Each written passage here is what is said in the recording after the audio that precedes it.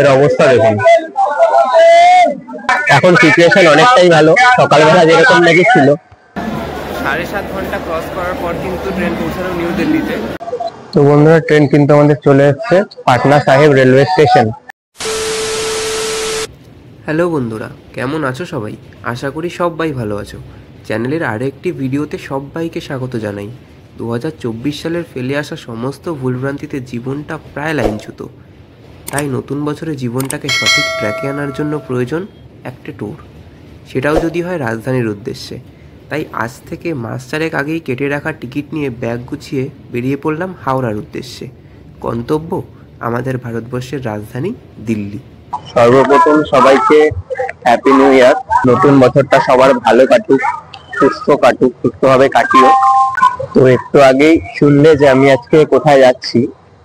আমি আজকে যাচ্ছি ভারতবর্ষের রাজধানী দিল্লি অথবা নিউ দিল্লি। আমার ট্রেন আছে 12303 হাওড়া নিউ দিল্লি পূর্বা এক্সপ্রেস। পুরো ট্রেন জার্নির ভিডিওটা আমি তোমাদের সাথে শেয়ার করব। তো এই হাওড়া স্টেশনে টোটাল 23টি প্ল্যাটফর্ম রয়েছে, তার মধ্যে 1 থেকে 15টি হচ্ছে ওল্ড কমপ্লেক্সে। 16 নম্বর প্ল্যাটফর্মে ট্রেন আপ ডাউন করে না, আর 17 থেকে 23 নম্বর হচ্ছে নিউ কমপ্লেক্সে। আমি আজকে ট্রাভেল করছি স্লিপার কোচে S2, আর আমার সিট নাম্বার হচ্ছে 34। এই হচ্ছে ওয়াশরুম, জল ঠিকঠাক করছে, গ্লাস ঠিকঠাক কাজ করছে,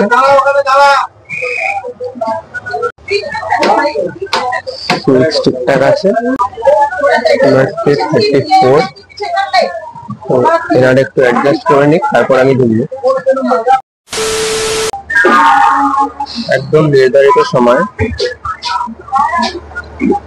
আমাদের হাওড়া নিউ দিল্লি পূর্বা এক্সপ্রেস কিন্তু রওনা দিয়ে দিল। Good bye Howrah, good bye Kolkata.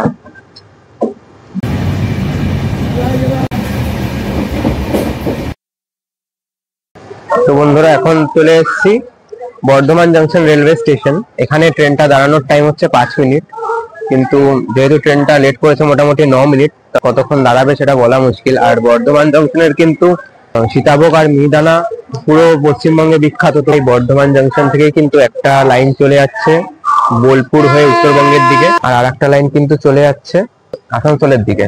আমাদের ট্রেনটা যাবে আসানসোলের দিকে। নেক্সট স্টেশন আমাদের আছে দুর্গাপুর। ট্রেন ছেড়ে দিল বর্ধমান জংশন থেকে। নেক্সট আমাদের স্টেশন আছে দুর্গাপুর।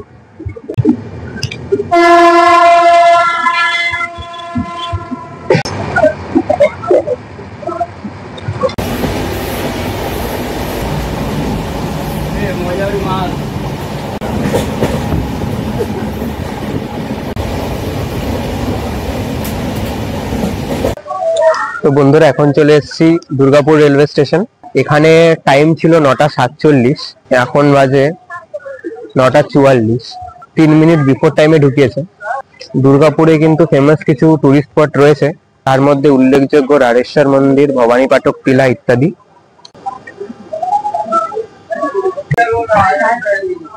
ঘড়ির কাঁটায় 9:49। রাইট টাইমে কিন্তু ছেড়ে দিল আমাদের train Durgapur railway station. Next station আমাদের আসানসোল 10:21-এ।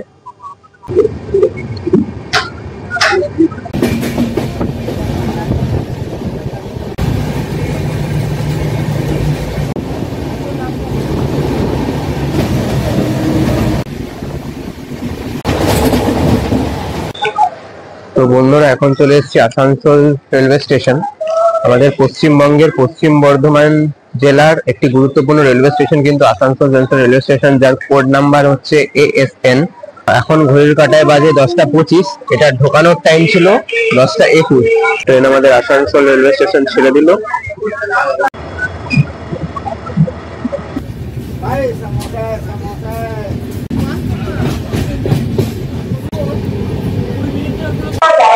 বন্ধুরা, ট্রেন কিন্তু ঢুকে গেল মধুপুর জংশনে, মানে ট্রেন হয়ে গেছে ঝাড়খণ্ড রাজ্যে। এখানে ঢোকার টাইম ছিল 11:30, এখন বাজে হচ্ছে 11:50, মোটামুটি 20 মিনিট মতো লেটে ঢুকেছে ট্রেনটা এখানে। আর এখানের হোল্ডিং টাইম হচ্ছে 2 মিনিট। আর হাওড়া থেকে নিউ দিল্লি পর্যন্ত 25টা স্টেশনে ট্রেনটা দাঁড়াবে। তো সমস্ত স্টেশনে দাঁড়িয়ে আমি ভিডিও বানাচ্ছি না। আর এই মধুপুর জাংশন থেকে কিন্তু গিরিডি যাওয়ার লোকাল ট্রেন পাওয়া যায়। তোমরা যারা গিরিডি যাবে তারা কিন্তু এখান থেকে ট্রেন এক্সচেঞ্জ করে যেতে পারো। সব থেকে কাছের স্টেশন কিন্তু এই মধুপুর জাংশন রেলওয়ে স্টেশন।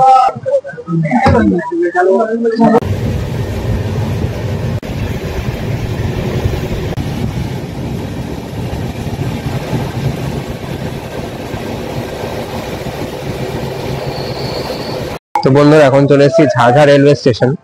এটার টাইমিং ছিল 1:12, 8 মিনিট বিফোর টাইমে ঢুকিয়েছে। আগের স্টেশনটা ছিল যশোরী জাংশন রেলওয়ে স্টেশন। ওই স্টেশনে মানে রেলের গেটটাতে এত ভিড় যে ওখানে নামা সম্ভব হয়নি।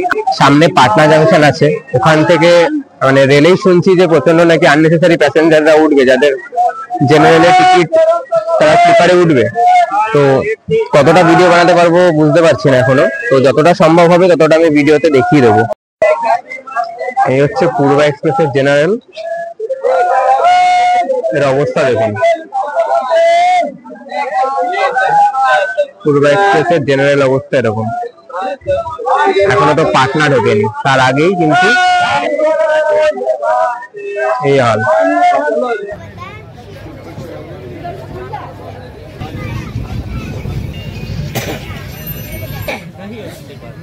अच्छा लग रहा है।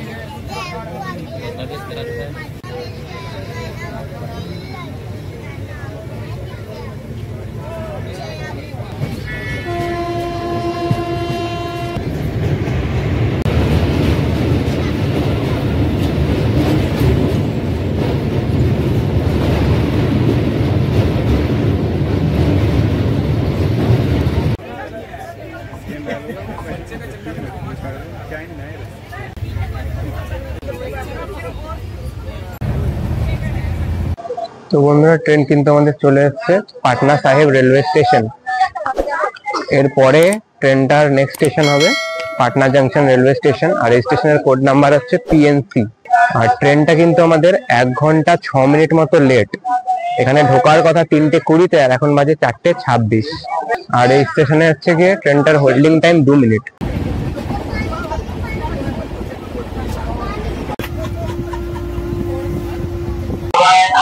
তো বন্ধুরা চলে এসেছি কিন্তু পাটনা জাংশন রেলওয়ে স্টেশন। হচ্ছে পাটনা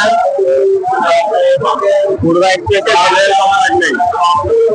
প্রচন্ড বাজে অবস্থা।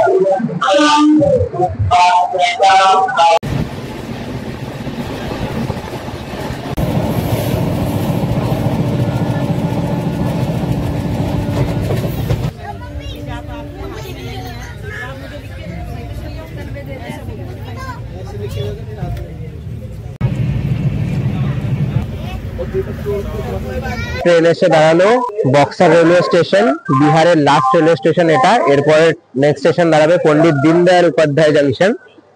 ট্রেন মোটামুটি আমাদের 1 ঘন্টা 9-10 মিনিট লেট আছে এখনো। তো মনে হয় রাতে কভার করে নেবে। দেখা যাক কালকে সকালে দিল্লি আমি কটার সময় পৌঁছাই। তো নেক্সট স্টেশনের সাথে তোমাদের দেখা হচ্ছে। আর এখানে হোল্ডিং টাইম 2 মিনিট। ঘড়ির কাঁটায় 7:39। চলে আসলাম কিন্তু উত্তরপ্রদেশে।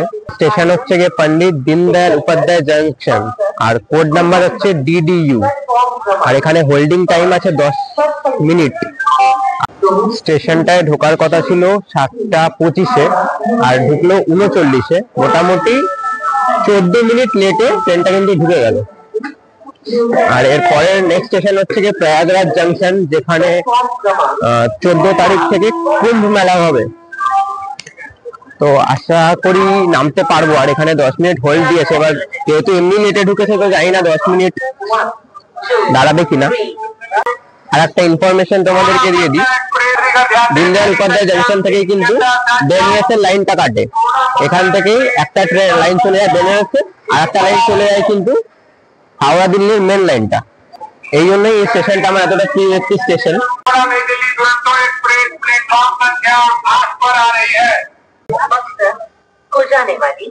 তো বন্ধুরা 10 মিনিটের তো হোল্ডিং ছিল, কিন্তু মোটামুটি 15 মিনিট ক্রস করার পর এখনো কিন্তু হোল্ডিং ছাড়েনি। এখনো কিন্তু ট্রেন মুঘলসরাই অর্থাৎ দীনদয়াল উপাধ্যায় জংশনে কিন্তু দাঁড়িয়ে রয়েছে। আমি তোমাদের জেনারেল ডিব্বাটা একবার দেখাচ্ছি। এটা হচ্ছে জেনারেল কম্পার্টমেন্ট।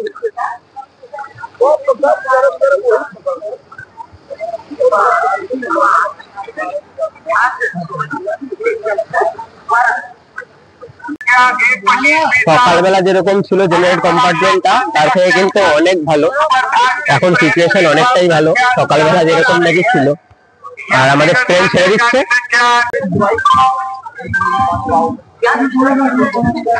7:53 আমাদের পূর্ব এক্সপ্রেস কিন্তু রওনা দিয়ে দিল মুঘলসরাই অর্থাৎ পন্ডিত দীনদয়াল উপাধ্যায় জংশন থেকে। নেক্সট স্টেশন আমাদের প্রয়াগরাজ জংশন, আর ওটাই আপাতত মনে হয় লাস্ট স্টেশন হবে, কারণ তারপর অনেক রাত হয়ে যাবে, ভিডিও আর বানানো সম্ভব হবে না আমার।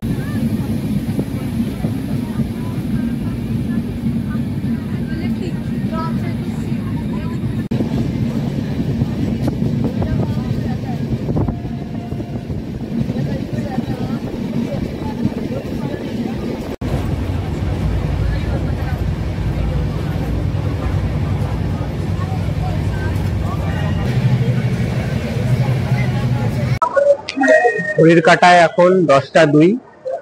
900 কিলোমিটার ক্রস করার পর ট্রেন এসে দাঁড়ালো কিন্তু প্রয়াগরাজ জংশন বা কুম্ভনগরী প্রয়াগরাজ বা এলাহাবাদ। এর কোড হচ্ছে PRYJ। তো বন্ধুরা, এটাই হচ্ছে কি আমার দেখানো আজকের শেষ স্টেশন। এরপর কালকে দেখাতে পারবো, কারণ রাত অনেকটা হয়ে গেছে, আমাকেও রেস্ট নিতে হবে, না তো কালকে আমি আর ভিডিও বানাতে পারবো না। আর আমার এই পাশে দেখছো যে ট্রেনটা দেখছো, এটা কিন্তু মহাকুম্ভের জন্য, প্রয়াগরাজে যে মহাকুম্ভ হবে ওই মহাকুম্ভের জন্য কিন্তু এই ট্রেনটাকে নতুন তৈরি মানে চালু করেছে। বা কোথা থেকে কোথায় যাবে সেটা কিন্তু আমি এখনো জানি না। 14 তারিখ থেকে মহাকুম্ভ হবে, তো তোমরা যদি আসো তো আসতে চাইলে আসতে পারো। আর এই ট্রেনটার হোল্ডিং টাইম এখানে 5 মিনিট, আর 5 মিনিট মনে হয় দাঁড়াবে না, যেহেতু এখানে 21 মিনিট ডিলেতে আছে, সেজন্য হয়তো 5 মিনিট দাঁড়াবে না।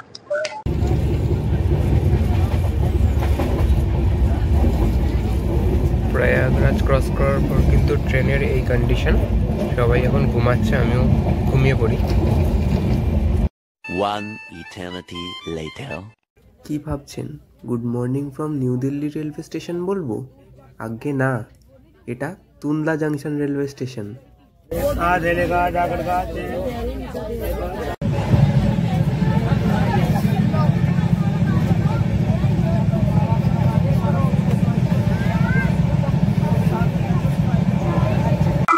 গুড মর্নিং বন্ধুরা, ঘড়ির কাঁটা এখন প্রায় 10টা। ট্রেনটা প্রায় 6 ঘন্টা লেট। এই স্টেশনে ঢোকার কথা ছিল 3:38-এ, আলিগড় রেল স্টেশন। আর এর কোড নাম্বার হচ্ছে ALJN। প্রথমে তো কাল রাতের যে ট্রেনটা ঠিক ছিল, সকালবেলা উঠে দেখছি যে 6 ঘন্টা মতো লেট করেছে। এর নেক্সট স্টেশন হচ্ছে দিল্লি রেলওয়ে স্টেশন, আর এখানে ট্রেনটার হোল্ডিং টাইম হচ্ছে 2 মিনিট।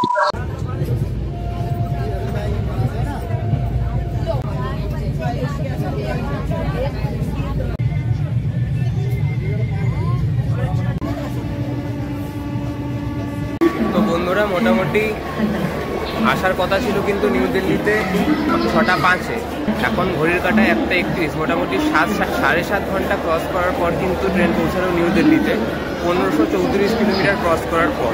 তো আমি লাগেজগুলো এখন লকার রুমে রাখার পর দেখছি কতটা ঘুরতে পারি দিল্লির। যতটা প্ল্যান ছিল হয়তো একদিনে সম্ভব হবে না, তবে ম্যাক্সিমামটাই কিন্তু আমি ঘোরার চেষ্টা করব। তো ভিডিওটা এখানেই শেষ করলাম। ভিডিওটি ভালো লাগলে প্লিজ লাইক করে দিও, আর চ্যানেলে নতুন হয়ে থাকলে চ্যানেলটিকে সাবস্ক্রাইব করে দিও। বাই। প্রায় দীর্ঘ 29 ঘন্টার ট্রেন জার্নির পর নেক্সট পার্টে এত অল্প সময়ে দিল্লির লোকাল ট্রান্সপোর্টে মাত্র 150 টাকা খরচ করে দিল্লির জনপ্রিয় স্থানগুলি কিভাবে ঘুরলাম সেটারই কিন্তু ভিডিও আসবে। চ্যানেলটিকে প্লিজ সাবস্ক্রাইব করে দিও। দেখা হচ্ছে পরবর্তী পর্বে।